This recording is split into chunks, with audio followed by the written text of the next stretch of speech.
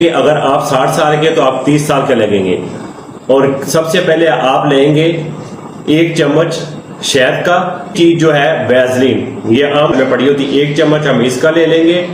और तीसरी चीज जो है तून का तेल, चम्मच गिरी का तेल, अच्छे से मिक्स करें। ऐसे ये अच्छे से मिक्स नहीं होगा, और गर्म पानी कर लें। गर्म पानी करने के बाद फिर आप इस प्याली को उस गर्म पानी में डाल के अच्छे से मिक्स कर लें। मिक्स करने के बाद इसको जब ये मिक्स हो जाए, इसको आप बाहर निकाल लें।